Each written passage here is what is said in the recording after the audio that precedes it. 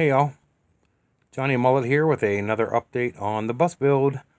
Just wanted to give you guys a quick update on a few things I got from Amazon. Sort of like some of the finishing touches, I guess, for the bus. One thing that this bus was missing was a clock. And I didn't want, one of those big round clocks. You got limited wall space and stuff. So what I did find on Amazon, it's a battery powered clock. And this clock sits right here next to the TV. And it's got two-sided tape underneath so it don't move around or anything. But I can still reach back here and change the buttons or whatever I need to do. So it's a little afternoon and there's the cool clock. And I got a few more items I want to share with you too. So I also got these really cool cabinet locks. And this is the company that makes them. And it comes with a kit of 4 magnetic locks. And these are pretty cool. I don't have them hooked up yet, so I can't tell you how good they work. Don't get me wrong, I have magnets in my drawers right now. But if you hit a bump and you're on a curve, they do have a tendency to want to open up. So these locks, basically you got to mount this one to the drawer. And then this little piece here, you mount up underneath. So when it goes in, it locks like so. To release this, it comes with this nifty little magnet tool. So this magnet you can stick anywhere that's metal. And you see that? You can release your cabinet and then lock it. And another cool feature is you can also flip this lever here, so when you're not in travel mode, your cabinets will open all the time. Pop the lever down and then you go back lock mode. Pretty cool, I thought. Like I said, these are just finishing touches. Not some major big update, but I thought these were neat and I hope they work. I'm looking forward to getting them installed.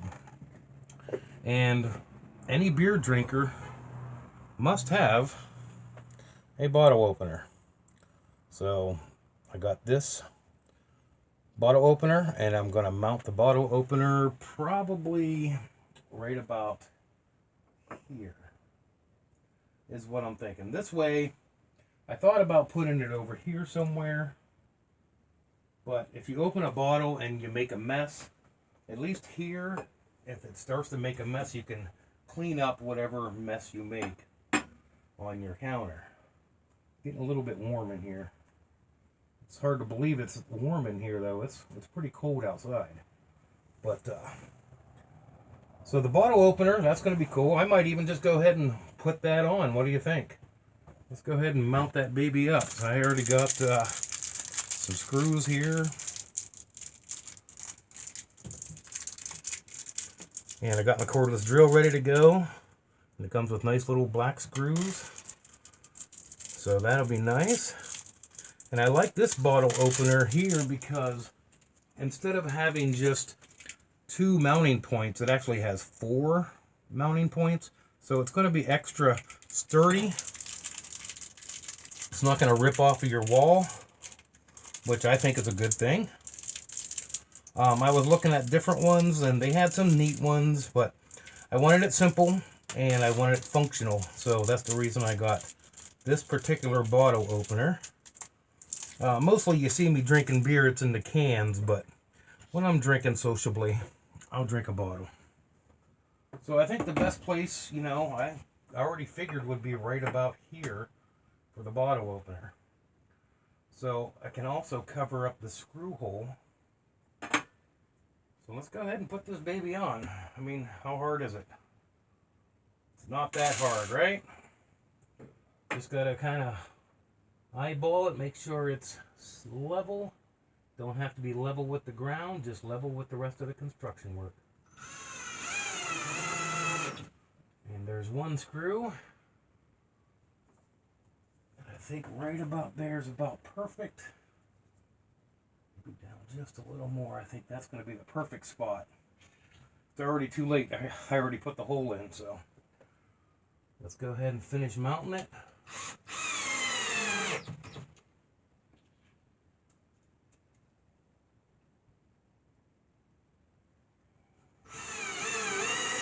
There, a little bit of action shot for you, huh?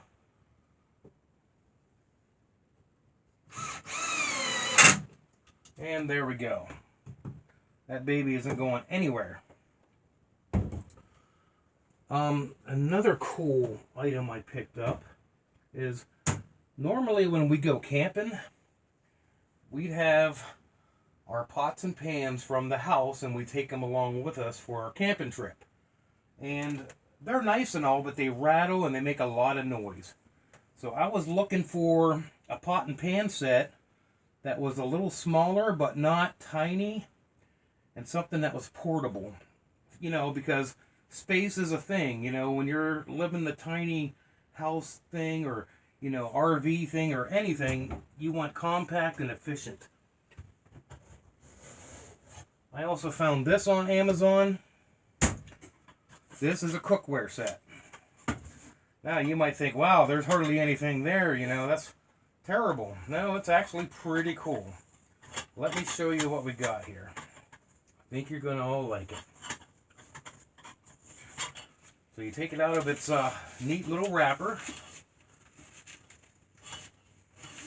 And we have a lid, another lid. We have a few little bowls, a little spoon that I'll probably never use. And we have a pot within a pot. And these are awesome because the handles flip out just like so. So you have one cooking pot here.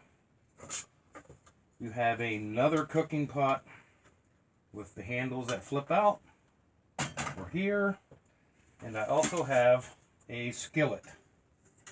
It's not a very large skillet, but hey, for 2 or even 3 people, this is an ideal set.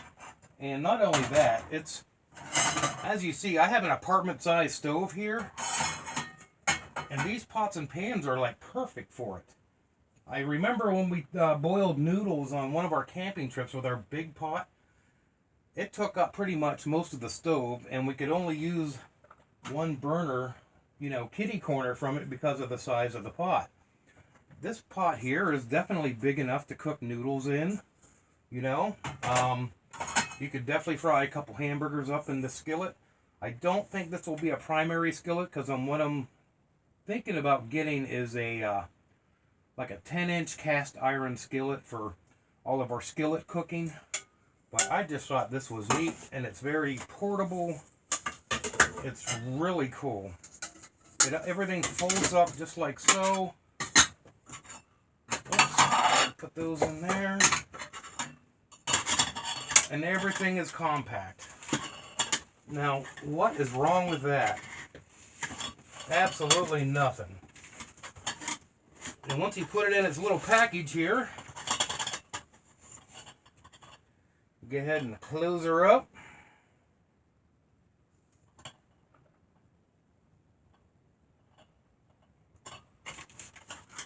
And you put it away, just like so. And I also have plenty of room now in my cabinet to put more stuff in there. The old pot and pan, a regular house pot and pan set, would take up pretty much the whole bottom of that cabinet and make all kinds of noise while you're traveling. So I think that's pretty cool. One thing I did lose is my GPS. If you guys remember the TomTom I got at the flea market, well, it died. So I had to break down and get a modern GPS. So this is a Garmin 5-inch. I have a switch right here for the GPS. And there she is.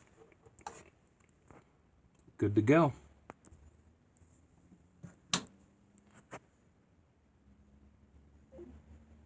Perfect. Okay, and what else did I want to share with you? I got a few more orders that haven't come in yet. I'm still waiting for them. One of them, I think I described on a recent video. I am going to install a secondary roof vent. I'm waiting for that to come in. I'm also going to change up the old lady's idea she has back here. I mean, it's okay and all, but I have a nice cabinet that's going to fit right there on that wall. And it has a mirror in it, and it opens up and it has shelves inside. So that's going to replace this setup I have here. And I don't know what I'm going to do with those yet. I'll figure it out. Inside the bathroom, I got this awesome space-saving storage hanging bin, I guess you want to call it. It's another Amazon purchase. I really like it. It hangs right on the door. And this gives you room for extra storage. Extra roll of toilet paper, towels, anything, shampoo, anything you need to put in there. Extra storage.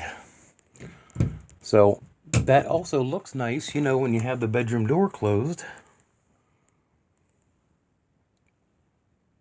Looks pretty good. And then when you close the bedroom door, or basically close the bathroom door, out of sight, out of mind.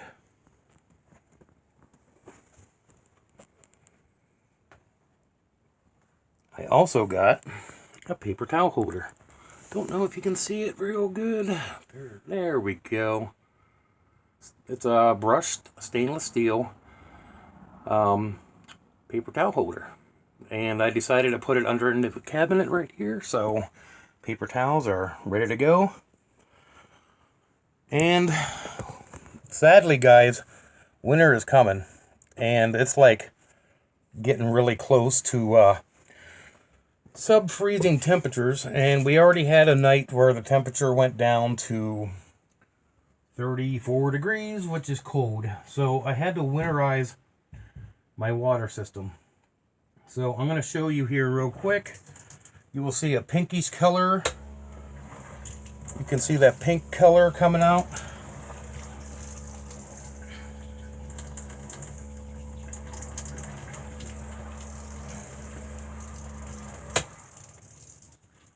So basically, I drained my water tank to get all the water out of the system.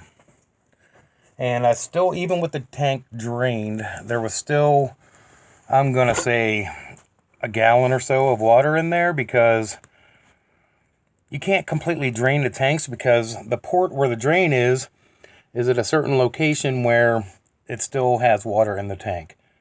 So I went ahead and I got that pink antifreeze, RV antifreeze, and I put 2 gallons in the storage tank after draining it. And then I ran my pump until it started coming out a pink color. This tells me that the antifreeze has made its way from the tank through my water lines into my sink. So, don't get me wrong. Pink antifreeze, a lot of people say it's poisonous, it's dangerous. It's supposed to be completely safe, but the thing is we do not drink the water from our freshwater tank. That's the reason we got a big refrigerator, okay? That water tank is basically for this sink to wash dishes and clean with. We do not drink the water. We don't cook with the water. We don't make coffee with the water. That's, like I said, that's what the big refrigerator's for. We can store water, no problem. So, fresh water out of the refrigerator for cooking and drinking, and the water in the tank in the back of the bus is basically for doing dishes, and that's it.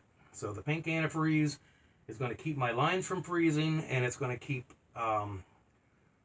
anything from bursting. You know, I'd hate to have my vinyl tubing explode because it was full of water and then it froze. And going back in there to change that would be a real chore, because that water line, along with the electric that I ran runs behind all the cabinets.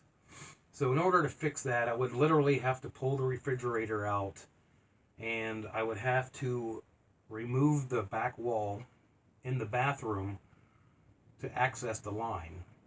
And then after doing that, I would have to, replace it, run new, change up the PEX, which I was going to use PEX to begin with, but I didn't have the tool and I was running out of time.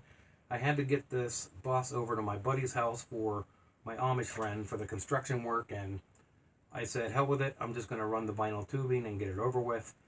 It has a burst PSI of 90. The pump is rated at 60, and I turned the pump down to probably around 40 or 30 PSI. It's a guess, I'm not exactly sure, but I did turn the pressure down. So pressure-wise, the vinyl tubing's fine. Wintertime, we'll find out, right?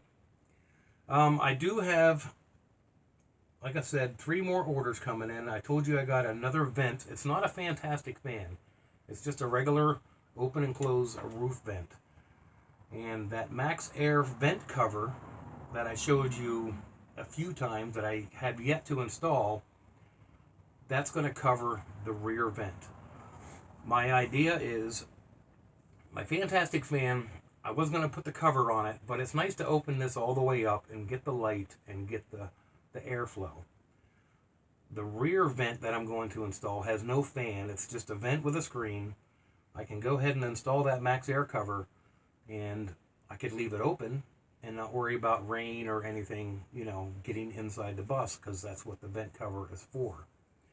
So that was the reason I bought another vent. And if down the road I do decide to install the air conditioner, I already have the hole cut. And I can always relocate the vent to the front. But I don't really think we're going to go there with the air conditioner. I don't think so. I'm trying to talk her out of it. She thinks it's a necessity, but it's not. A lot of people I see on Skoolie Nation on the Facebook page and stuff is, you need an air conditioner, and I really don't think you need an air conditioner. I mean, sure, it's a luxury item in my opinion. It's nice, but there are other ways to keep your bus cool. And one of the best ways is a fantastic fan, a Max Air fan, any kind of vent in the roof, especially if it has a fan to get the airflow going, you're okay. If you block the sun from the side of the bus that the sun is beating in on, and you open the windows on the shaded side of the bus, you get a good flow of air. There's cooling fan that you can buy. Another purchase I made, you all seen my Ryobi fan that I had over here. The Ryobi fan works great. I love it. I have a 12 volt portable fan with a cigarette lighter plug. It works great. But I know winter's coming, and here I'm buying fans, It's like, why is this guy buying all these fans? Well, this is also an Amazon purchase. It is a Opolar USB fan. So it runs off of USB. So I'm going to go ahead and turn my outlets on, open up a USB port, and plug it in to my USB. And this fan has 2 speeds on the back. So we have low. This is a very low draw, very quiet fan. You cannot even hear it run on low. All right, and then, you feel the breeze, right? So you get some airflow, but you put it on high. So there's high speed. And you get even more airflow. And it makes a little bit of noise, but not too... Oh, okay, I see this got legs on it. Let me adjust the legs. The little rubber feet right here. Never even plugged it in until just now. And we'll go ahead and set it up so... There we go. No more vibration. And there's your USB fan. Working perfectly right off of USB. Pretty cool, huh?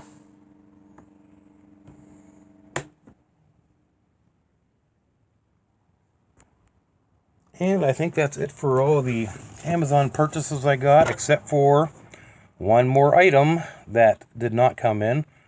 I was trying to get there with the last statement I was making about I got the vent, and I also got the cabinet coming for the bathroom, but I also have my awning coming. And it's not a typical awning, it's not an RV awning, it's not a fancy awning at all. It's actually a tarp. So what I did is, the tarp was $40. It's a white, heavy-duty tarp.